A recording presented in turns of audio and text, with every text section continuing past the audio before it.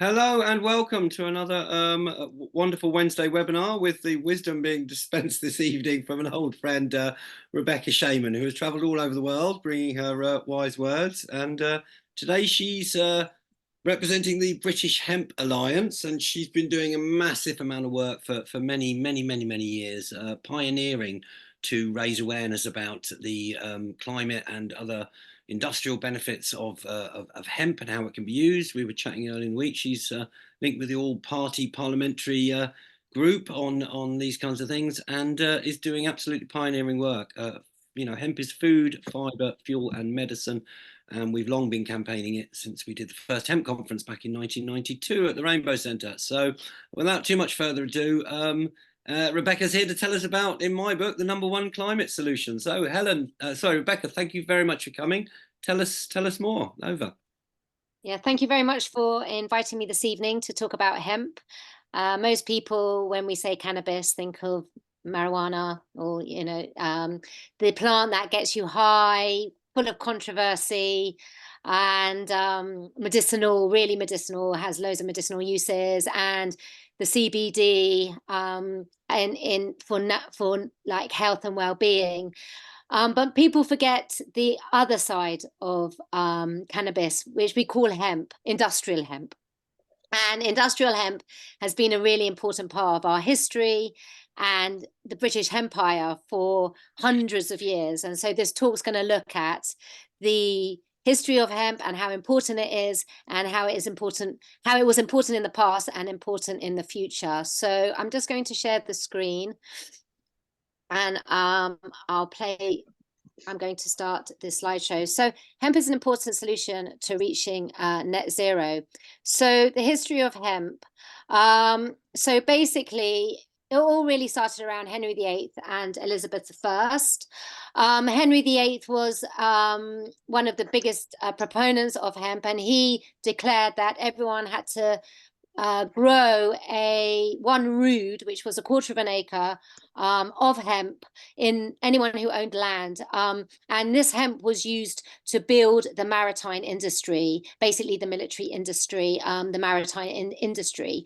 And they found out that hemp was the only fabric that could survive seawater. So canvas comes from the word cannabis, because it doesn't dissolve in the sea air. And also it was fantastic insulation for the boats. And so this led on to Elizabeth I taking on that, the decree of hemp, and obviously used it to then enable Christopher Columbus and many of the other, I call them pirates, to go off and explore the West Indies and South America and the Americas, and basically colonizing the world really was down to hemp. The importance of hemp continued. The Napoleonic Wars were fought over hemp. Not many people know that. Originally, France and Russia had a deal over the hemp trade, and then behind France's back, Russia did a deal with England and France, and England went to war over it. And obviously, Napoleon was defeated, but a lot of that was around the hemp wars. And then, of course, you had a really strong navy that enabled Britain to really grow its colonial power. And so hemp was an incredibly important crop in the UK. Also, the hemp rope, everyone knows about the hemp rope. But the sails and the insulation was so incredibly important for hemp boats. And then in the 1930s, hemp innovation started to create products out of hemp, created a lot of labor. So a lot of the American slaves, we have pictures of them in the cotton fields, but actually a lot of them were in the hemp fields, because hemp is very labor intensive. In order to separate the fiber from the plant, it took a lot of hard labor work.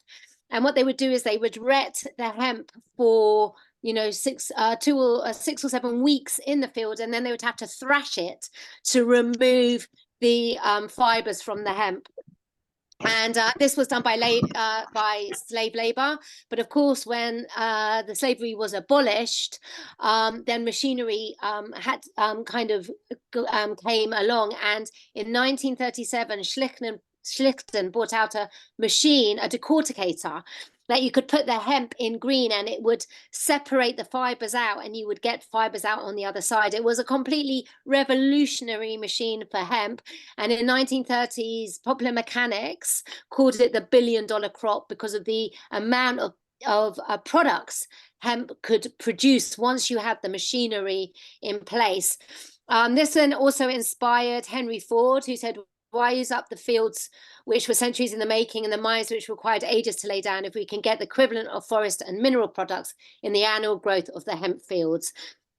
And the hemp car, the first Ford car was made from hemp, and it was made entirely. Also, the diesel engine was also designed to run on hemp and peanut oil, never on fossil fuels. And in fact, Rudolph Diesel and Henry Ford were very good friends and were both hemp farmers, which is why hemp was an incredibly important plant. So in the 1930s, we were going to a plant-based economy. We were moving to that plant-based economy, looking at plants for fuel, for fiber, for everything that we needed. And then the fossil fuel companies really co-opted this plant-based economy to a fossil fuel economy, and you can see exactly where that happened. Just at the same time, you had medicinal, a lot of medicinal hemp, a lot of cannabis products. It was in the pharmacopoeia of America. And the American Medical Association would promote a lot of the cannabis medicines, and it was very prevalent in America. Cannabis medicines, indica, especially indica medicines, and obviously sativa medicines for feeling euphoric and having that euphoric feeling. And so hemp was an incredibly important. It was becoming very important in industry, until obviously the prohibition of hemp in 1937. It came out with the Marijuana Tax Act of 1937, which was the industry's way, and this is paper, steel, copper. They got together to start making hemp illegal. And at the time, no one knew what marijuana was. It was a Mexican name for cannabis. And so they got together, and William Hearst, who was the paper magnate who owned a lot of the newspapers, created a film and a lot of negative press, Reefer Madness, we all know about it, demonizing marijuana. And unfortunately, hemp got caught in that crossfire. Basically, because of the Marijuana Tax Act, all the hemp fields were taxed because no one knew the difference between marijuana, hemp, cannabis. It all got very confusing. And so the farmers stopped growing it because it was taxed. However, in 1942, during the Second World War, there was a Hemp for Victory campaign bringing hemp back by hemp farmers because hemp was such a valuable plant for the hemp for the war effort. And so farmers were then persuaded to grow hemp again for boats, for the military, and for fiber. So again, it was brought back when it was most needed. And then, of course, you saw the liberation of hemp in the 1950s. You had, John Lennon smoking a reefer. There was a lot of legalized marijuana. And actually, there was in the 1950s liberation, marijuana became or cannabis became really popular again, and it became culturally accepted again. And then we had the second prohibition of hemp. This one, a much more global prohibition. And it all started with the UN Single Convention on Narcotic Drugs in the 1961, which kind of banned drugs. And then all the countries around the world started banning cannabis. And in England, it was the Misuse of Drugs Act in 1971. And basically, by the 70s, cannabis was a Schedule I prohibited drug. And very easily, everyone forgot the historical importance of hemp, the fact that it was about to take off as a plant economy, and kind of was brainwashed into believing that this really, really dangerous plant was a real threat to humanity and to the sanity of humanity, which is just completely wonky, considering that hemp is and cannabis is the most important plant for humans. It's our best friend in the plant world, and it's a really essential plant because we have an endocannabinoid system, and the endocannabinoid system feeds our nervous system and our brain function. And if we don't have endocannabinoids, our nervous systems really get affected, but certainly do our brains. And we can really see that since the prohibition of cannabis, that degenerative brain diseases are so prevalent now in our society: Parkinson's, Alzheimer's, dementia. And this is because we're not feeding our brains the brain food that it needs, and cannabis provides those cannabinoids that feeds the endocannabinoid system. So by banning and prohibiting cannabis, we not only really disturbed and affected our environmental balance, but also human balance. It's been the biggest crime against humanity, I believe, prohibiting cannabis. Really, the greatest crime against humanity that has been committed on this planet. I believe that. And this is the reality. If we tolerated your pot use, next we'd be legalizing hemp, which would threaten my investments in synthetic fabrics, plastics, pesticides, oil, prisons, etc. So I have no choice but to jail you for 30 years. Pretty much that sums it up. The problem is that it threatened big business, big industry, and so it was easier to create a prohibition around it so that those that were in bed with the governments of the day could then continue with their very polluting, destructive practices without being threatened by this powerful plant.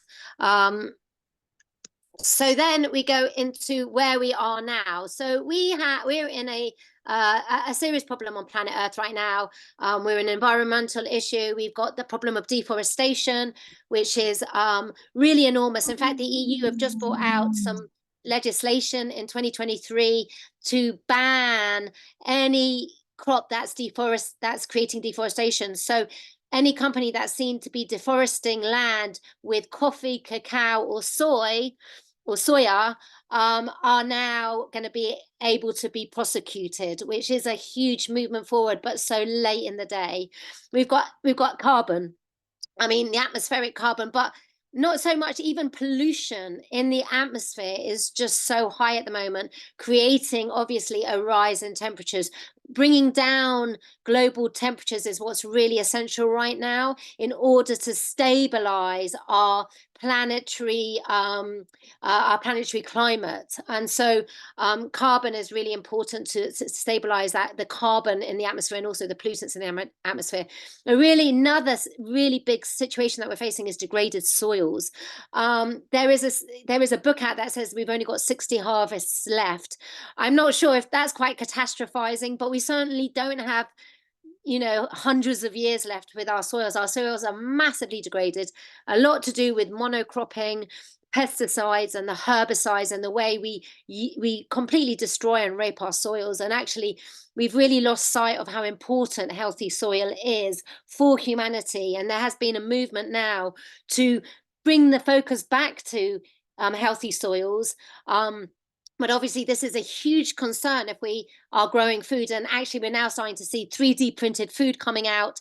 We're going to see a lot of GMO food coming out, which is, again, really kind of moving away from what's really important, which is that we need to repair our soils if we're going to eat nutritious plant-based diets and keep our children and our children's children healthy in the future generations. And then finally, we've got plastic and non-biodegradable waste. Don't have to go too much into that. It's an enormous issue, this plastic issue. I mean, so much so that now they're finding plastics even in our bloodstream. And there is even saying that now we're in the Anthropocene. For those who don't know what that means, it means that the Anthropocene is when humans are having a direct effect on their natural environment. And when humans have a direct negative effect on their natural environment, we're moving into a new phase, which is called the Anthropocene phase, which means that we can no longer differentiate between humans and their relationship with the plant. They're finding plastics everywhere, all the way down into the ice and in the waters and in our bloodstream. So we have a serious problem with microfibers and, of course, the plastic problem. Okay, so the UK, amazingly, was one of the first governments to put into an act, a climate change act. We were one of the first 5 countries to sign a climate change act. And this was on the back of the IPCC report in 2019 that says if we don't stop the temperature rise beyond 1.5%, we will see catastrophic changes in land, water, and food. So now the UK is the first major economy to make net zero emissions a law, and they did that in 2019 under Theresa May. In order for the UK to then be committed to that climate commitment that they made, they are now legally binded to cut all greenhouse gas emissions to net zero by 2030. Theresa May said that there was a moral duty to leave this world in a better condition that we inherited. She was one of the only prime ministers or leaders of a country to actually admit that we need to make some changes on a leadership level, on the political level. And then the NFU behind that have committed to net zero by 2040, which is even 10 years earlier than what the commitments are to the government, and using agriculture as an essential part of policy. And of course, hemp can help the NFU reach that net zero commitment that they've made. Okay, so how can hemp start with deforestation? So hemp can provide the industrial quantities of biomass needed for growing global populations. So basically, you can take hemp and grow it, and it grows within 3 months, 3 to 5 months. And with that, it has a less vulnerable to changes in climate. So it needs sun. It needs a sunlight plant. It is a sunlight plant. You grow it in the summer in the northern hemisphere. In the southern hemisphere, you can actually grow 2 crops a year. But its main important nutrient that it needs is sunlight. And THC is the plant's natural UV protector from sunlight. So it produces THC to protect itself from the sunlight. And that is why if you test a plant at the early stages of its growth, it will have less THC than if you test it at the later stages of its growth. The THC levels will be different. And so there's been a lot of controversy over the CBD plant because they test it at different stages, and you can show highest THC levels depending on when you test that plant. So it also is much better than growing trees. I'm not a great proponent of growing trees for a number of reasons, and I do think that hemp is a much, much better solution than growing trees. Number one, it takes 30 years for a tree to reach maturity, and that means that we need to make the solutions now. We need to be sucking out that carbon now. In fact, I even wonder if we're over 1.5 degrees temperature. I think we're beyond the 1.5 temperature rise. We've already seen it. We've had the hottest January on record globally. Temperatures are now reaching 50 degrees in China and other areas in Asia. I mean, we are already at that tipping point. So waiting another 30 years for letting trees to grow, big problem. With that rise in temperature, we're seeing a massive rise in wildfires. And obviously, trees are victims of wildfires. And if you get a plantation of trees and they go up in smoke, well, you're just contributing to a load of carbon dioxide. So there's a real issue with forest fires that are so much more prevalent now. We're seeing so many more forest fires everywhere. Thirdly, growing monocrop trees to offset carbon is an oxymoron. Basically, if you're going to really absorb carbon, you need ancient varieties of trees. You need trees that are different species, different varieties of trees. Just growing a monocrop of trees so it can suck out carbon dioxide is not really looking at the problem or solving the problem. It's like putting a gaping wound over the problem. And it's a slow to medium growth forests as well. So if you grow hemp grows into 3 to 5 months. You can cut it down and regrow the next year, and cut it down for products, which I'll talk about a bit later. But more than that, you it brings in biodiversity, a lot of biodiversity. So it draws nature to it. Trees do too, but over a longer period of time. But in 3 to 5 months, you've got butterflies, you've got bees, you've got insects, you've got pollinators. I mean, it brings in a load of biodiversity. So it really can rejuvenate an area very, very quickly. And so it really is to heal some of these deforested lands. You could put in hemp around also growing trees, but growing trees that are really going to decarbonize, not just growing trees for the sake of growing trees because they absorb carbon. Also, once you've grown the hemp, you can replace all the goods that have been grown from the depleted forests, including fuel, food, and shelter. So actually, you're getting a double benefit from growing hemp. You're not only sucking out the carbon, you're not only creating, repairing the soils and creating a biodiversity, but then you're also being able to cut that down, turn that into products that would have been used in deforested land, and then you can grow again the next year. Also, hemp opens up the possibility of carbon or biomass farming within the annual food crop rotation. So hemp is a fantastic break crop for farmers because of its amazing properties for soil, which I'll talk about a bit later. Okay, soil remediation. So the soil, hemp is amazing because it has a tap root that taps the soil about a meter deep, half a meter to a meter deep. So it really gets deep into the soil. With that going deep into the soil, it also has these filaments that bind into other hemp plants, really, really binding the soil together. So these filaments create like a filament ball around the hemp, connecting itself to all the other hemp plants, binding the soil together and breaking up compacted soil. And compacted soil is one of the biggest problems that farmers have at the moment on their farms. It also creates a lot of worm activity and biological and bioactivity underneath the soil.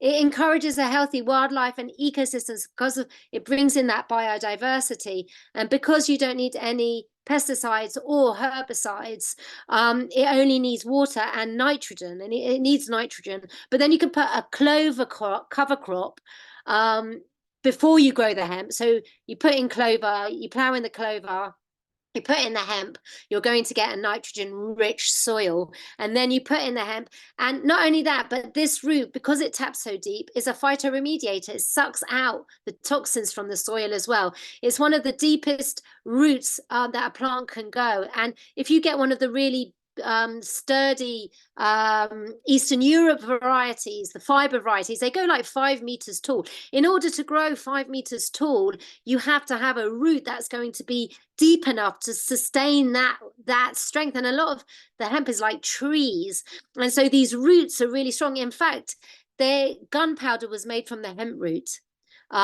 And they used traditionally, and at the very beginning of when guns were started to be manufactured, they used the root for gunpowder.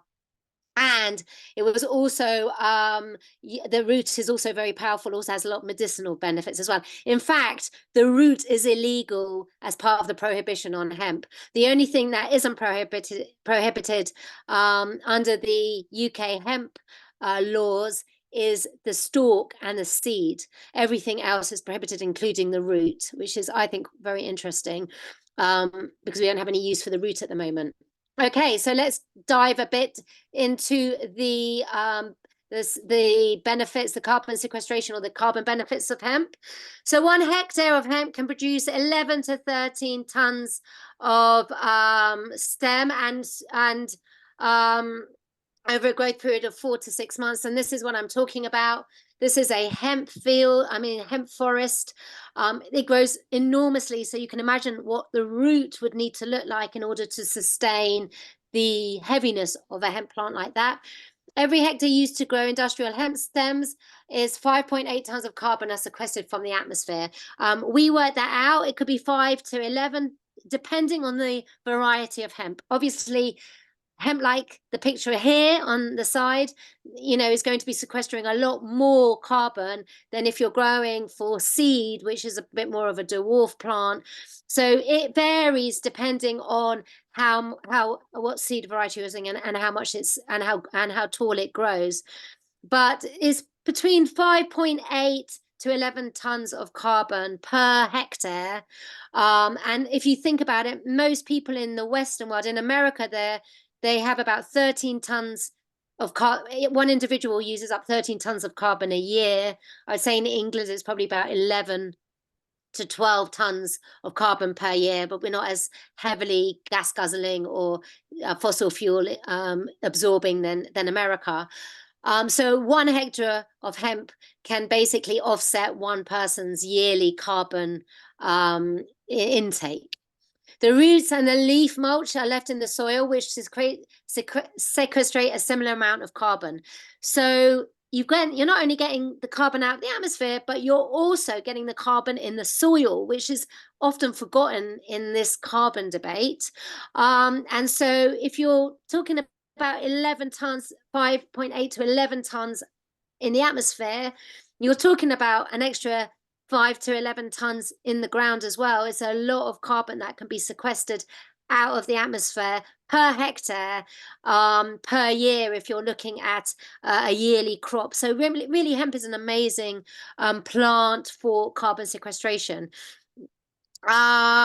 It's also a total of 11.26 tons of atmospheric carbon is sequestered per hectare, depending on that of industrial hemp. And this includes the stem, the root, the leaf material. So carbon goes into all areas of the plant and all parts of the plant. So it really is a very powerful plant for sequestration and for sucking it, and way more, I think personally, way more beneficial than trees, and can do a lot more than trees.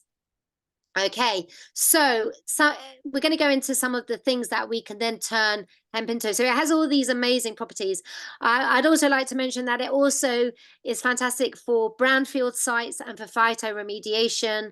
And because of its taproot, it can suck out toxins out of the ground. So it can be used for leachate. That is a real problem from the water companies. It can be used for cleaning up land around mining, and was used in Chernobyl. I think I might actually have a slide for that. Rebecca, can you just jargon bust phytoremediation? Please explain that in a slightly simpler way. Okay, so phytoremediation is cleaning the soil. It remediates the soil. So it cleans toxic soils, basically, of which we've got a lot of toxic soils at the moment. And so brownfield sites at the moment it's very difficult to grow on brownfields, to build on brownfield sites because of the toxicity in there. Hemp was also really, really well known for cleaning up Chernobyl, the nuclear waste in Chernobyl. So in the 1980s, they grew loads of hemp all over Chernobyl, and it cleared out a lot of that nuclear waste that was in the land. And there's been really big tests in Italy on how powerful hemp is as a phytoremediator. Now, obviously, if you're growing as a phytoremediator, you wouldn't grow it for seed. You wouldn't want to ingest anything that you've been using to suck up toxic soils. But then again, you wouldn't want to take CBD personally from a Chinese source, because those soils could be really toxic. So again, it is really important on where you are consuming your seed from, because if those plants are grown in toxic soils, you can be sure that toxicity is going into the seed, the leaf, the flower, and all over the plant. However, if it's in the stalk and it's not bio waste, biotoxic waste or radioactive waste, you can then turn that into biochar, which is becoming a very important material to clean up toxic soils. And biochar is like a sponge, and it sucks up toxins. So you could grow a hemp on a like Thames, for example, Southern Water. We're in talks with them now about growing hemp sucking up the leachate. Then you burn that in pyrolysis to create biochar, and then you put the biochar back on the land and it sucks out all the rest of the toxins. Then you get that full carbon cycle. It's really, really, really powerful. Or you could use it for construction purposes, because you could just put it into hempcrete, and again it would be locked in and it wouldn't be a problem. So using hemp as a phytoremediator tool is a really important part of cleaning up the soils and cleaning up brownfield sites and cleaning up the mess that big water corporations, big mining corporations are leaving behind and don't have a solution for. They actually don't have a solution. The solution's in the humble hemp plant. So we're going into food now. So hemp is the single most nutritional food source known to humankind. I mean, she really is our best friend in the plant world. It has all the omegas 3, 6, and 9, and the perfect ratios of 6 and omega 3 fatty acids that we need for cellular growth. It's the only edible seed containing GLA, and in essential fatty acids that it contains, of which it's packed full of essential fatty acids. For it boosts our immune systems, our bones, our metabolism, and also our brain and nerve function, obviously through the cannabinoids that it produces. It's also a protein-rich crop, which is also fantastic for vegans and vegetarians that need an iron source. It's really high in iron, really high in protein. Fantastic for vegans and vegetarians to be consuming a lot of hemp. Also, hemp seed oil, fantastic for osteoporosis, for arthritis, and also for keeping your bones lubricated as a preventative. It's also a very brilliant food for famine, because it can be stored for 2 years, because it's encased in a very strong shell that keeps it safe, keeps the nutty heart safe for about 2 to 3 years. So it's a fantastic famine food if there is because it can store for quite a few years, and protect and doesn't go rancid. For construction, so this is where we get the construction in the carbon negative products. So construction is really, really important. You've got textiles, biofuels, and batteries. So we can make hemp paper, we can make hemp boards, hemp insulation, hempcrete. You can build lots of houses are being built from hemp at the moment. Concrete doesn't dry. I don't know if you know this, but actually concrete doesn't dry. It just remains damp all the way through, which is why you need to have a lot of heating in the winter. It can be very, very cold in winter. It's because concrete never really dries. Hemp dries all the way through after 3 months, which means you can monitor the heat in your house. So in the summer, in the summer it's cool, and in the winter it's warm. And actually Adnan built its brewery from hemp in order to reduce its electric bills, and they were able to reduce their electric bills by £1,000 a month because they built from hemp. And you can manage your temperature because hemp is dry all the way through, so you know exactly what you need to do. Really powerful. Also hemp retrofitting, amazing insulation as well because it dries, and it's an amazing cladding because it's not flammable.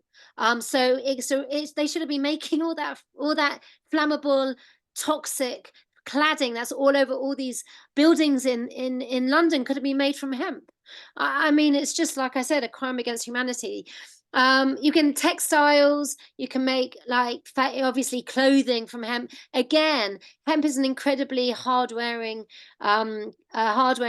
fiber that doesn't degrade very quickly. In fact, if we were living in a balanced world, cotton would be a very expensive luxury product, and hemp would have been available for everybody because of the amount of water that cotton uses. And in fact, cotton and the pesticides and herbicides that cotton uses is now really, really affecting our waterways, our groundways. And if you look at the Aral Sea in Russia, it's massively shrunk due to the cotton usage that was grown around the Aral Sea. It's absolutely shrunk the Aral Sea completely because it's been used to feed our mad cotton addiction. And finally, I want to talk a little bit about biofuels, as you can see from this little diagram, you put in the biomass and it can come out in various different ways through gas, methanol, and fuel, which is what Henry Ford knew all those years ago. And then finally, batteries. They're now seeing that a hemp battery is a better conductor than lithium. I mean, obviously, with these electric cars, everyone's thinking they're being so green with electric without realizing the absolute horrific, human catastrophe that's going down mining these rare minerals. No one's really talking about that, but actually it's Chile and China that are producing these rare minerals, and it's becoming a real issue now over who owns the rights to these minerals for these electric cars that are actually in the long run very, very unsustainable, and also creating a real human catastrophe to those who have to mine it. Okay, so what needs to change? First of all, we need to remove this idea of it being a controlled substance. Basically, hemp is an agricultural crop. And at the moment, you can only grow it with a hemp license that you can get from the Home Office and from the Firearms and Drugs Department of the Home Office. So it is considered a prohibitive drug and as dangerous as firearms and drugs. So this is a problem because farmers want to grow hemp and they don't know anything about licensing. Also, you have to pay for that license, and there's a lot of hoops you have to jump just to get the license to grow industrial. People aren't even consuming industrial hemp. Industrial hemp is for growth, it's for growing, it's for industrial products, and yet you still need a license. This is because of the Proceeds of Crime Act, and this is the biggest sticking point for hemp, is that while it's under this schedule still, cannabis is still under the schedule, which kind of puts hemp under the schedule, even though it's got this exemption under the license, we're still under the Proceeds of Crime Act, which means we cannot get payment pathways. You can't get proper social media. It's still considered a controlled substance, and with that, it really cripples. In fact, I think it's hobbled the industry. It's very difficult to get moving.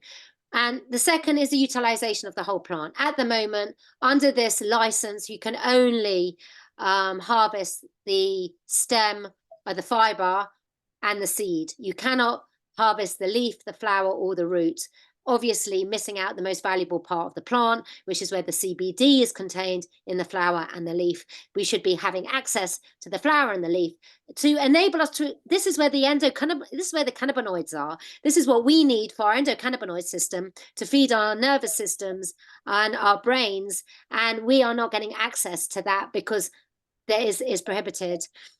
And we want to take this whole hemp plant out of the Home Office and into DEFRA, where it needs to be as an agricultural crop. Let's get rid of the license if you're growing it for industrial uses. I think with CBD, it should be under a certain restrictions, because you could be growing a lot of shit. So if you're ingesting something, it needs to be regulated. But certainly if you're going for industrial uses or for environmental uses, we don't need a license. And that license should be removed immediately and be administered by DEFRA. And finally, to allow 1 to 2% permitted levels of THC in the field. If you're using it for industrial purposes, what does it matter what the THC levels are? It could be 5% THC. No one's going to induce it because you're using it for industrial. You're growing it for the stem. You're not growing it for the leaf and the flower. Therefore, we could have 1 to 2% permitted levels of THC in the farm enables us to allow for climate change and global warming. Our temperature is warming up, and with that, our summers are getting hotter and our seasons are getting hotter, which means that our THC, like I mentioned before, is rising because of the sunlight that it absorbs creates that THC. So if we have 1 to 2% THC in the levels, we are mitigating a stronger sunlight in the coming years. At the moment, it's 0.2% THC in the field, which is almost impossible to maintain at this point in time because of the rising temperatures. We really do need a change in that to enable farmers, because if your hemp is tested at 0.2% or higher, then what happens is that they burn your crop. They just come in and burn it. So in creating a load more carbon dioxide problems, even if you're just growing it for construction. I mean, it's just absolutely super bonkers. So we need to harvest the whole plant. Our flowers boost our immune system and brain functions. The seed is nutritious food. The fiber produces sustainable materials that don't cost the earth. The root remediates soil, breaks down compacted soil, is also a remedy for bone and muscle aches, swellings, deep tissue healing, and rejuvenates cell growth.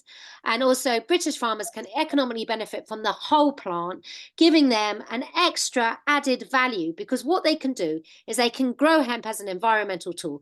They can, with that, get biodiversity net gain credits and carbon offset. And with that, they get one added payment, and then they can turn that hemp into a closed carbon lifestyle product in textiles or construction or food, and then mulch whatever's left, the leaves and whatever's left, back into the soil, rejuvenating the soil, and then grow the next year as well. And not only that, but in the meantime, the follow-on winter crop or potatoes or whatever the farmer wants to grow has a better yield. It has been proven that a follow-on crop has a 1 to 2/3 better yield after you've grown hemp, because of all the nutrients and benefits it gives to the soil. Again, here's another huge hemp plant. This is how big they cook, 5 meters to like 20 feet. I mean, we're talking hemp forests here. I also have a little belief that dinosaurs were able to sustain themselves on planet Earth because of hemp, because the protein in hemp was so great that they would consume tons of hemp, and you would have hemp forests. Because if you can imagine, our soils are like 7 inches deep. In dinosaur times, it was 20 feet deep, so you were getting really rich soil, so you were getting massive hemp forests. And of course, I believe the dinosaurs would lived off hemp. So challenges for the industry: crippling and outdated legislation, lack of infrastructure, which is changing now, but obviously because we've no investment, there's not very little infrastructure.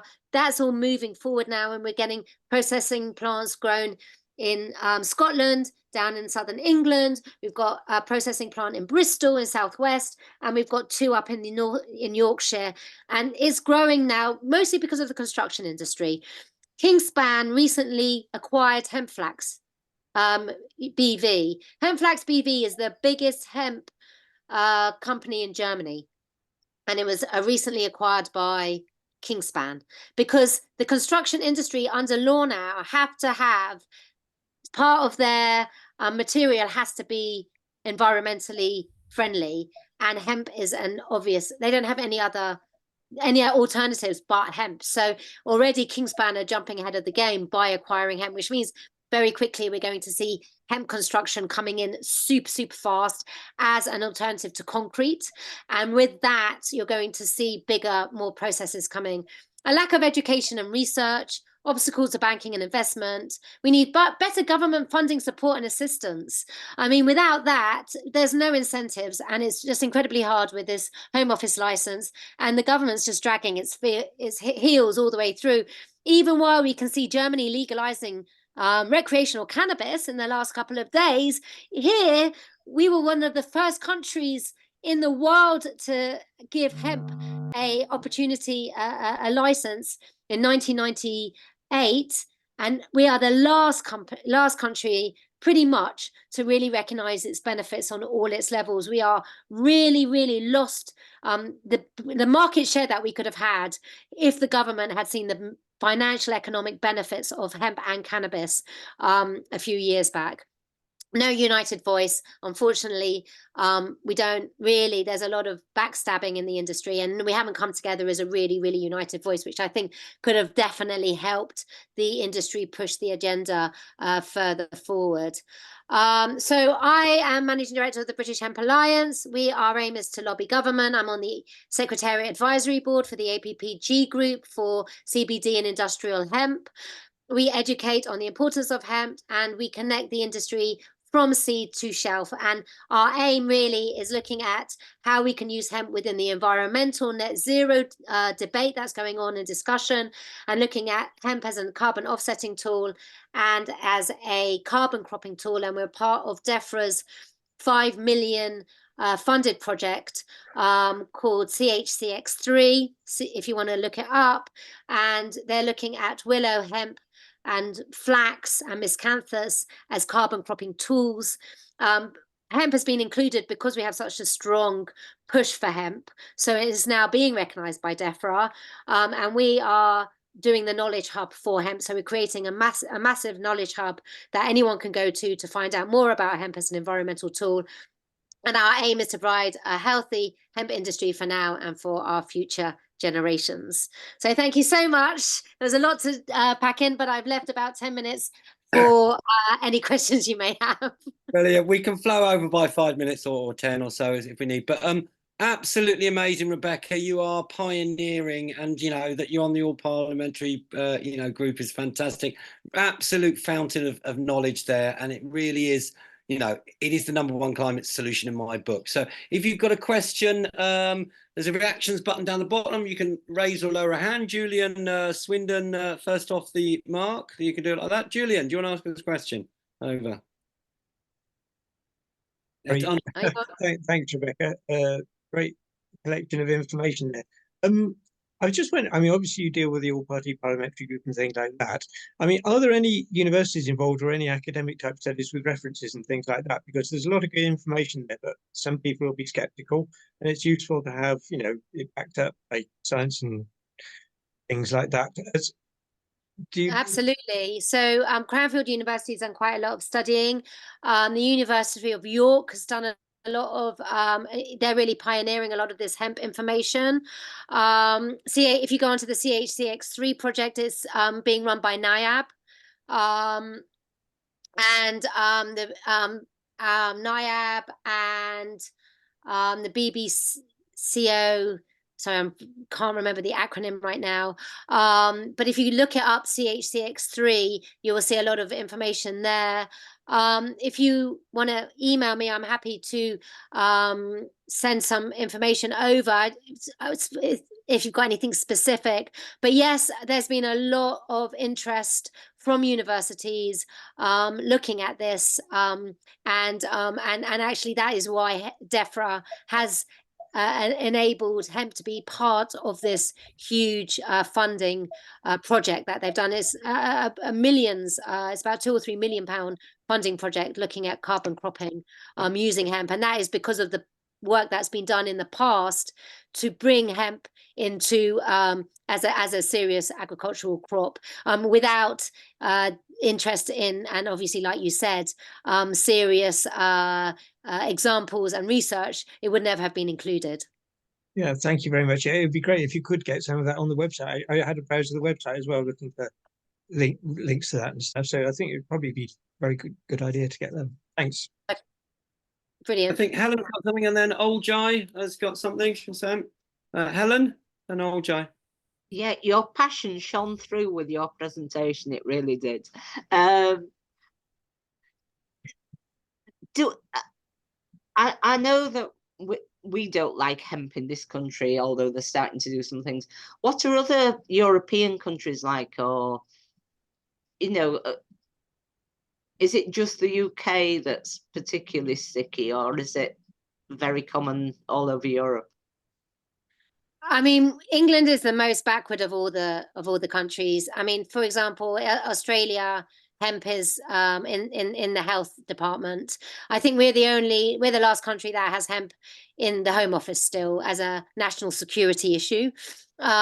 Certainly Germany has really run with hemp for many years. France never stopped producing hemp. Actually, after the Second World War, all the Allies agreed to ban hemp again, but France wasn't part of the Allied countries, so it continued to grow hemp, and so they're very strong agricultural hemp industry, and they really produce a lot of the hemp fibre for cars.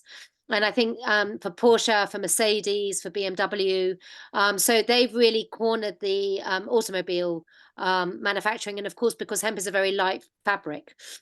And so it's used for a lot of these fast cars. They use their hemp material.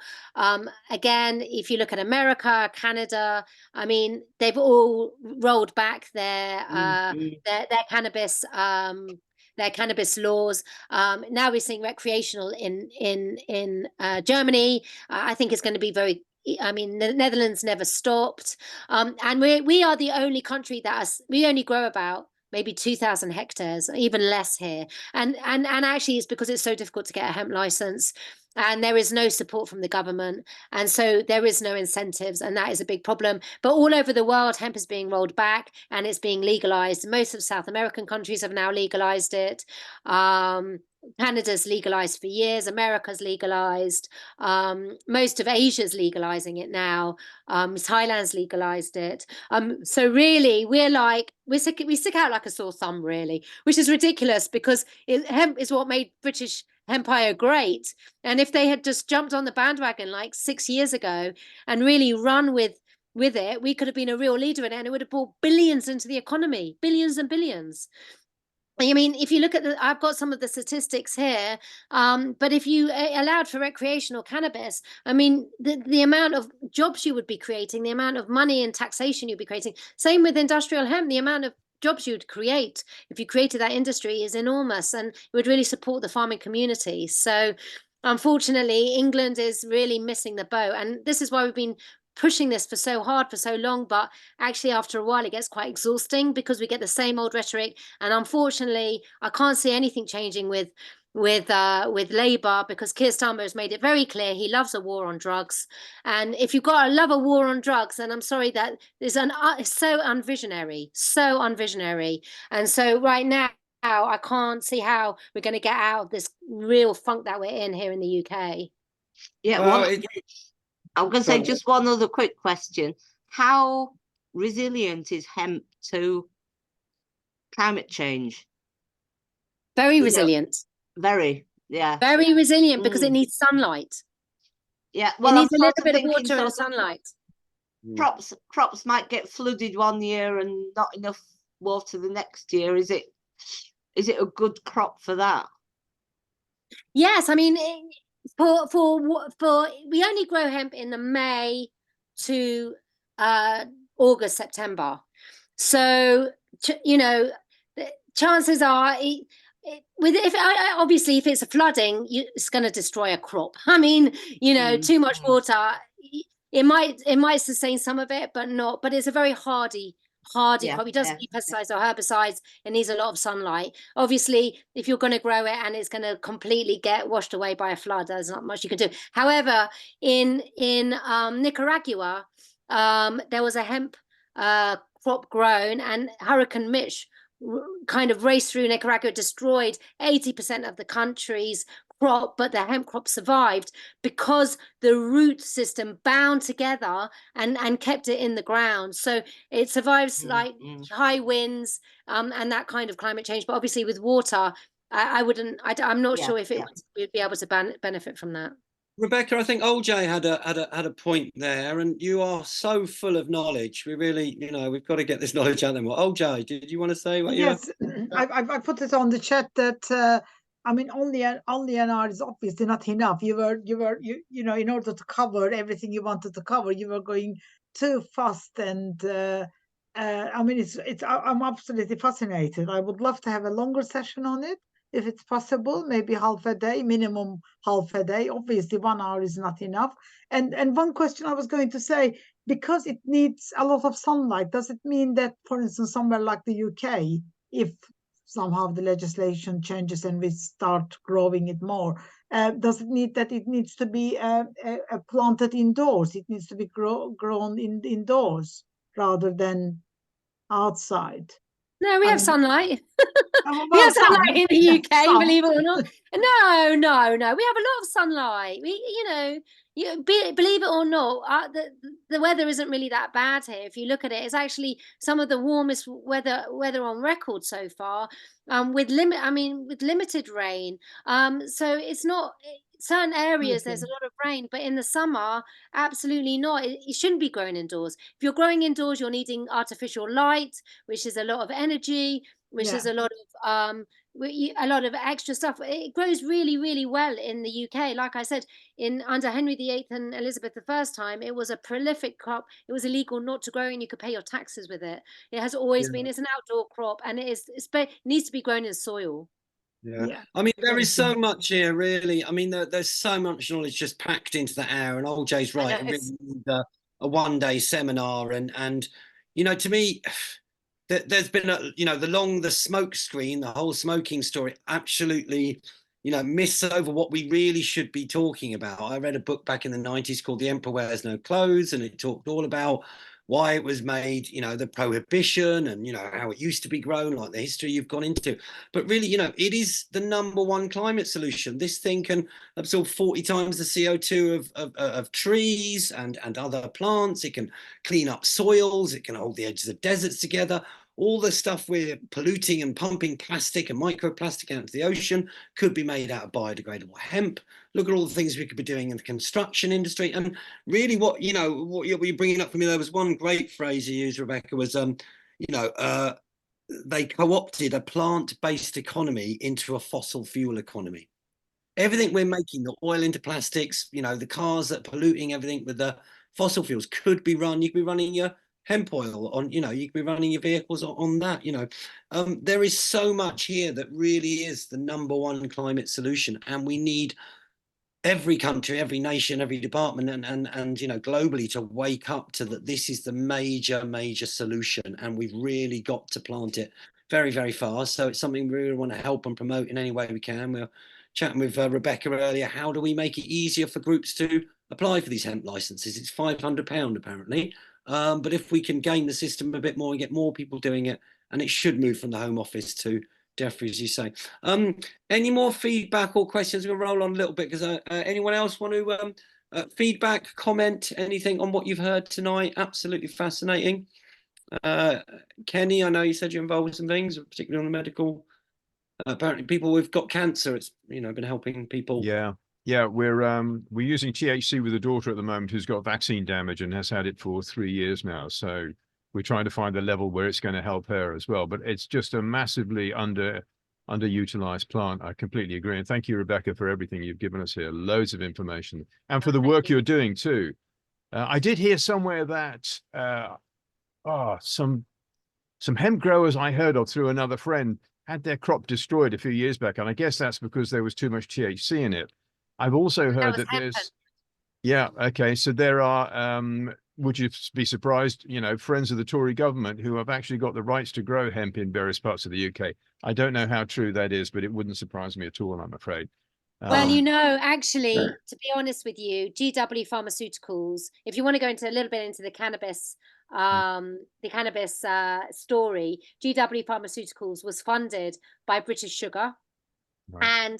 And Victoria Dale's husband and Theresa May's husband were both big shareholders in British Sugar, and they moved over to medical marijuana, and they gave the monopoly to GW Pharmaceutical to investigate CBD as an epilepsy drug, and that is why there was a big problem with the government to say that CBD was a food, because if they said CBD was a food, then the GW Pharmaceuticals couldn't sell it as a medicine for epilepsy.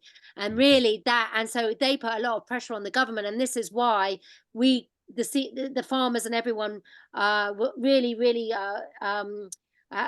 was problematic for everybody, because of the greediness of the Conservative government and who was involved in British Sugar and GW Pharmaceuticals, who then sold to Jazz.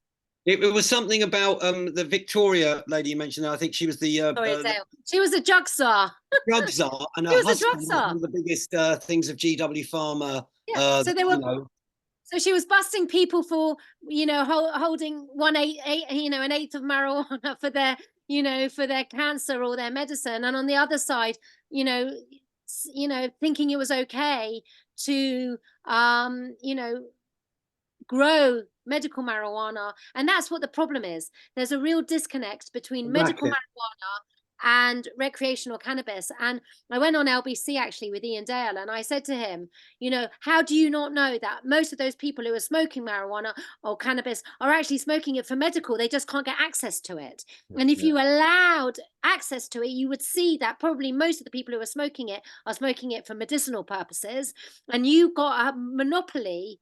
You know, the government's got a monopoly over the medicine. And this is why they hobbled the CBD industry, because the pharmaceutical industry came along and said, you cannot allow the FSA to bring this out as a food, because then we lose all our patents and all our funding that we put in to make it a medicine. And that is the reality of the situation, really. It's disgusting. I think, Chris, there's so much here, but you know, I'm really glad you've laid out all the industrial and the climate solutions things tonight, because there's so much to this subject. Chris, did you have a hand up? And anybody who hasn't spoken already wants to give a little feedback. You know, this is one of my favourite subject solutions, particularly climate. Chris, Eleanor of Daisy Petals, Hilmi, anyone who hasn't spoken who wants to give a quick feedback, question or anything? We're going to wind up soon.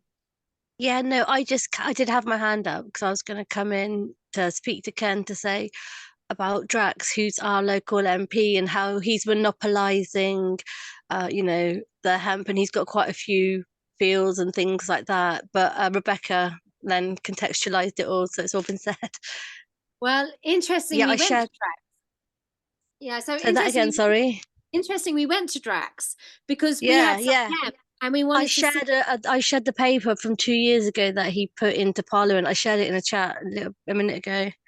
You know, we wanted to see if we could burn our hemp in the Drax power station. We had some fibre. We didn't know what to do with it because there was no one wanted to take it, and they were going to offer us £22 a ton.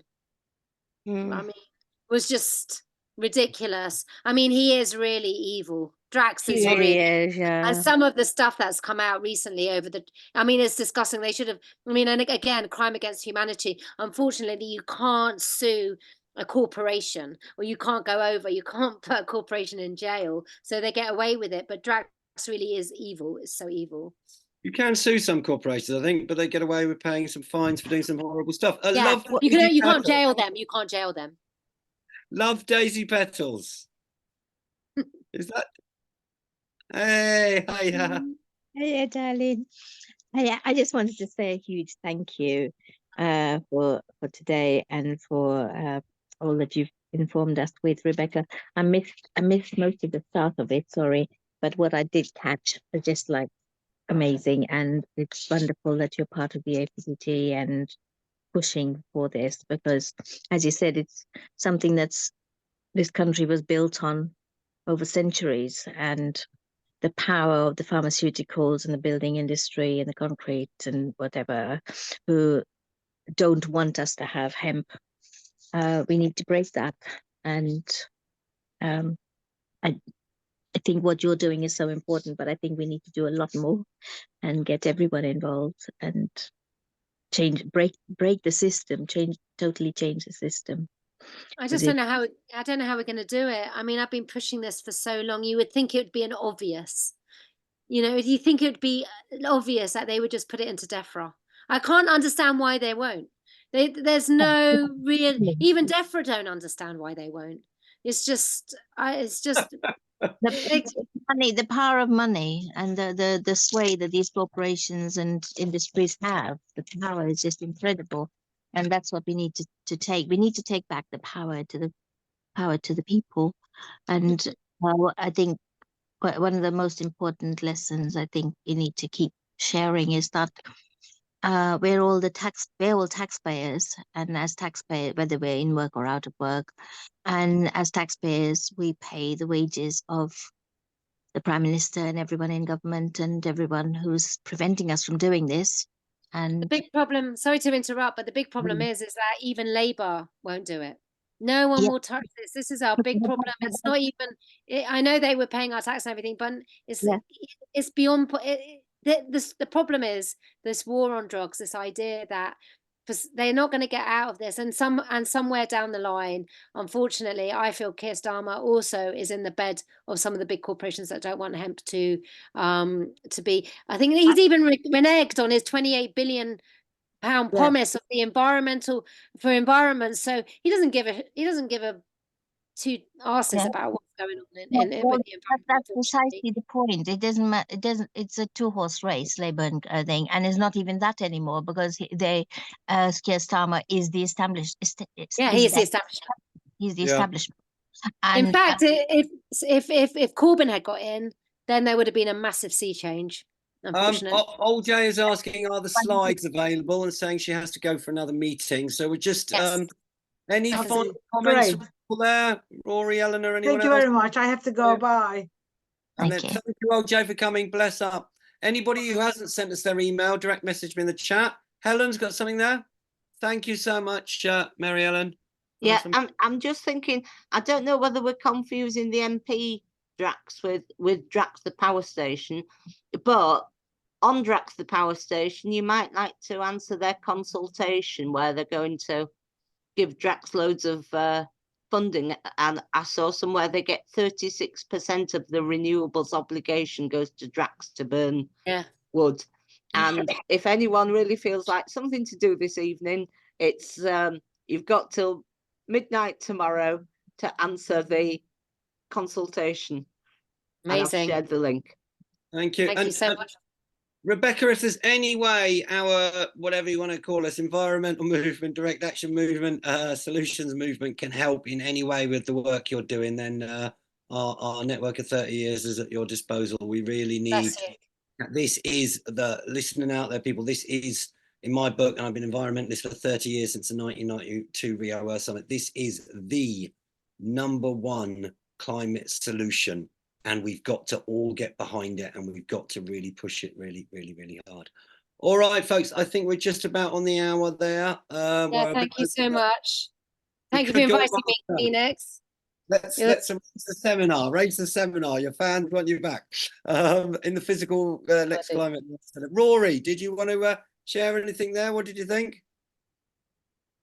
Do you know what? That was so insightful. Like, I literally was just like, oh, what? I didn't know. Even the history, I was like, this stuff makes sense as well. Like, and then, yeah, what? There's a scandal here, man. But I see that, and what's exciting is that nature always wins. So, like, I've actually been doing little bits of work on site, and I've been seeing, like, the building processes and whatnot. And that's very interesting that they're going to be forced to return to nature, and you know, and what that means is we're gonna be building like with our truth with the hemp and stuff like that, because it's undeniable. Do you know what I mean? So that was like very like beautiful to hear that and see it, and I was like, okay, that's exciting. Like, so thank you for sharing that. Thank you for the knowledge as well. So thank you so much. Thanks. thank you.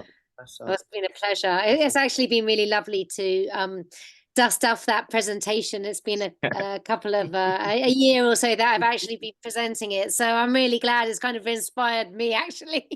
Good, yeah. To get back. I mean, yeah, we're on the CHCX3 project, but actually, sometimes when you're fighting it, you know, pushing all the time, but actually when you just sit back and actually remember all the amazing things, it's like it's a no-brainer. I just can't believe how it's just a crime against humanity that we've just allowed this plant to be so prohibited and stopped. And actually, environmental and human health have deteriorated since we banned the hemp plant, the cannabis plant. That's it. I mean, It's gonna change. That's the exciting thing. That's what I think. Yes, yeah, it's changing. I mean, just to say, yeah, go on. Right. It's the walls of prohibition are crumbling. From the early 90s to now, you see how America has changed, and that was the bastion of prohibition. Prohibition didn't work for alcohol. It's not going to work. It's not worked for this one. You know, making a plant illegal just doesn't work. It's going to keep growing, and this is one of the most prolific and climate resilient plants, as we've heard tonight. So, anyone else want to weigh in with a parting comment, or if not, put 2 words in the chat about what you thought about tonight, and say goodbyes as we beam out. Thank you so much, Rebecca, for coming. Thank you for inviting me, Phoenix. Honestly, it's been a pleasure to share my knowledge with your group. It's been really wonderful. We are here to accelerate things, and if there's any way we can get the 25 odd climate emergency centres to promoting hemp as a climate solution, if there's any easy displays you can send us, we can send out with the email, and then people can print them and put them in and get this conversation going in Yeah, 20. let's do that. That's what we're here to do, accelerate and speed up the solutions and putting solutions out on the high street. Brilliant. Right. Let's do Any other parting comments, or we'll wrap there? I think I want to invite Rebekah to climate camp outside Drax, 8th to the 13th of August. I'll get She's details lovely. on Phoenix. Invite her to your local event and raise up the awareness. That's Thank you. right. I'm going to stop the recording there. Brilliant. Well done. Number one climate solution networking. A Excellent. shout out